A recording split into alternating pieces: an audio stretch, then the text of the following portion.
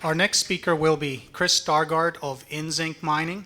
Earlier this morning we heard talk about smart money moving into this market. A couple of years ago, InZinc benefited from some smart money moving into its stock, and these two people are now on the board. One was Kerry Curtis of Cumberland, whose Meadowbank deposit was bought for $750 million by Agnico Eagle and is now in production. And the other was Wayne Hubert, whose Andean Resources was bought for $3.6 billion and whose Cerro Negro deposit is now in production also. This is now the team that's in charge of this company, which is treading water at the moment, waiting for the zinc price breakout that's going to stampede Bay Street into falling over themselves to finance a company that has potential to be one of the faster to be developed zinc stories out there.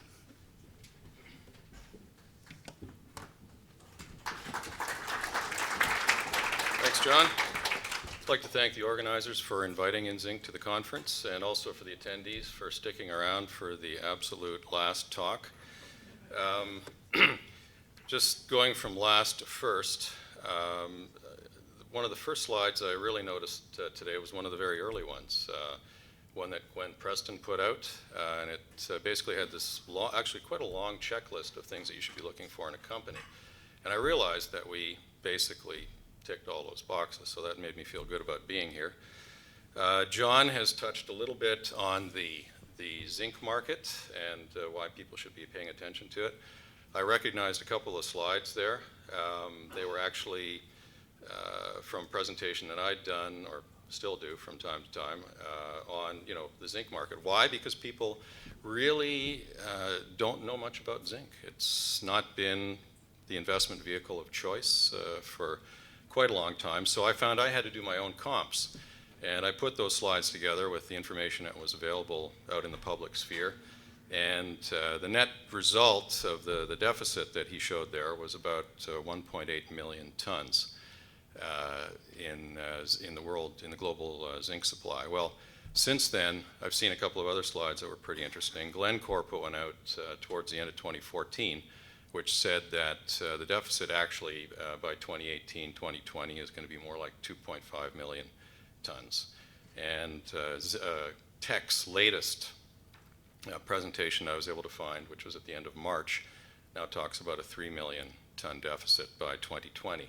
Now we're talking about a 3 million ton, 2.5 million ton, even a 2 million ton deficit in an overall market of 13 million tons. That's huge. I'll just move on here. Cautionary statement with forward-looking statements that I've actually already made, and I may make a few more. We picked up, InZinc picked up the West Desert project, used to be known as Crypto, back in 2005.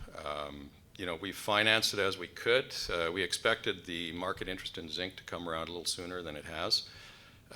But in any event, we were able to finance from time to time, and we did do a bunch more work on it. The project has a history.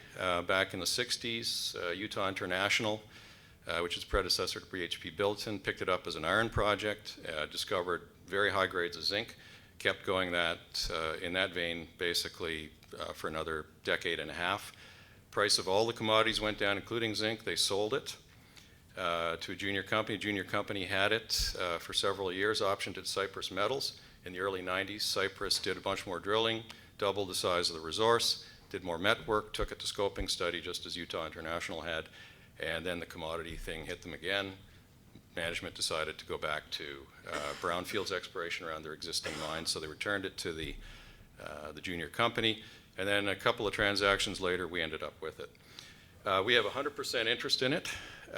We have, in addition to the work that we've done, basically, we've done another 10,000 meters of drilling.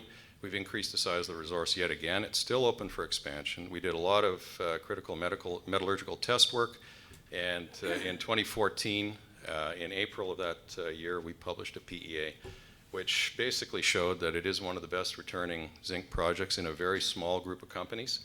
It has completely conventional and simple mining and processing, and we're looking forward to kicking off pre-feasibility with the drilling that we're going to do to move some of our inferred up into indicated. Quick look at the company. 72 million shares outstanding. Good management and board participation, almost 18% held by the board and the management. The management is me, so we're looking at the board. Working capital right now is about just a little over $1 million. John has already referred to some of the guys on our board. Those guys have been very, very successful in the gold space, and they've moved into zinc, which is, we think, one of the places to be. In terms of location, we're in Utah, fairly close to the Nevada border. What can I say about Utah? It's a very business and mining-friendly state. The permitting is very straightforward. The logistics are great. We have multiple railroads. We've got road access, grid power. We have the water rights on the property. Speaking of permitting, there's been some talk about that today. Utah, I think, is one of those unrecognized gems, you might say. We had our drill permits for our program a few years ago. The state came to us and said, listen, if you took out a small mining permit, you'd have a lot easier time moving your drills around, doing your work and so on. So we said, that sounds like a great idea. How long would it take us to get it? 2 weeks later, we had our small mine permit. Another example of the mining, just the attitude that you find in Utah is an example from last year, where a company had applied for a large mine permit, which is one of the major and last permits you need in Utah to get something going. This was for a large hard rock open pit mine in southern Utah. They applied for their permit in January of 2014 and got it in July. These people are interested in business. They're interested in mining. They know mining because Bingham Canyon has been in operation for 100 years. It's actually, I think it's within the city limits of Salt Lake City. So those people know the business and they're totally comfortable with it.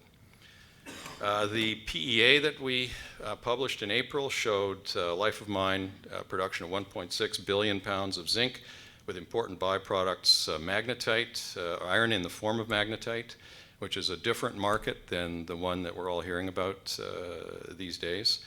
Copper and indium. Indium is one of these rare metals that never got the attention it should have deserved when rare metals were getting that attention. But it basically is an essential component of every flat screen around you. That's where over 90% of it goes. The after-tax economics for the PEA, 23% IRR, almost $260 million NPV8, 15-year mine life, and less than a 4-year payback with a very, very nice initial capex of $247 million. Taking a look at the deposit itself, we would propose to start mining, or the PEA contemplates the beginning of mining at a rate of 5,000 tons per day using long hole open stoping.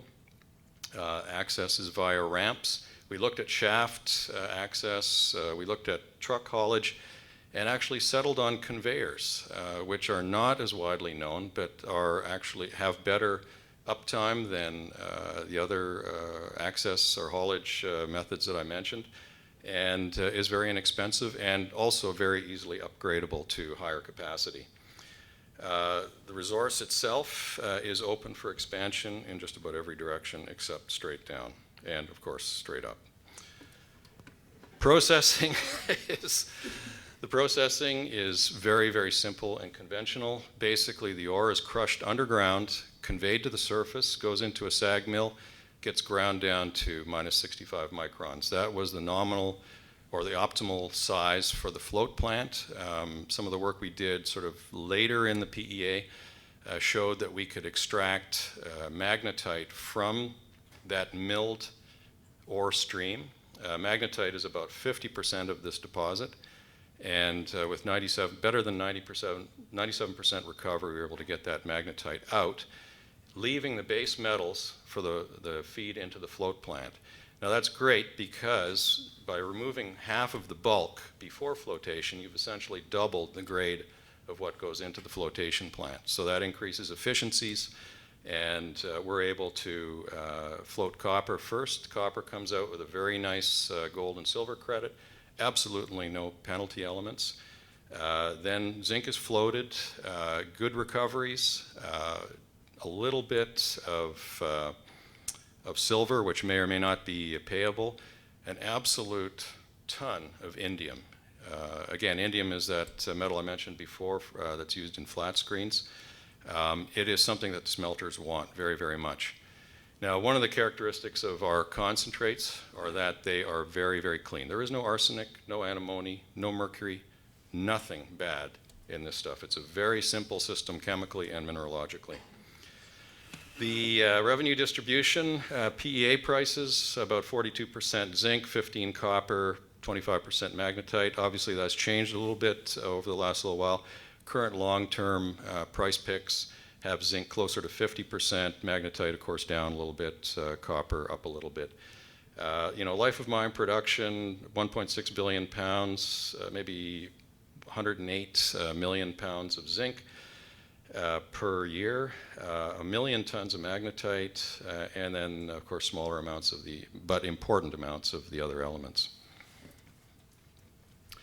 Costs, well, not only do we have an excellent CapEx below $250 million to get going, but net of byproducts, which is the way these things are calculated, our C1 cash cost is actually -4 cents with PEA prices.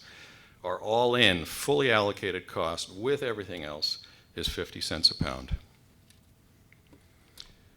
Upside, the deposit itself is open to the west, to the east, and to the south coming at you out of the slide there. We have an intercept in an old drill hole about 700 meters away. There's similar mineralization with good grades. We've had no drilling in between the existing resource and that outlying intercept. This is what we want to do next to kick off the pre-feasibility study. This is the drilling we would propose to do. Again, a lot of this is infill drilling. About, I would say 70% of our resource is still at the inferred level. We've laid out some drill holes that would move quite a bit of that up into the indicated category. Those are shown in red to start out with, and then a second phase of drilling with the holes outlined in blue. A little bit more infill and also some expansion drilling to see just how far out we can take this deposit. So to sum up, we have mid-tier zinc production potential with important byproducts of copper, iron, and indium. The location is outstanding. I'm still looking for other projects in Utah because it is such a great place to work. It is one of the lowest cost potential producers, and it has that tremendous upside in the way of the ability to expand our resource. And of course, the permitting being so easy, we have everything we need to get going. That's it. Thank you. Thanks very much.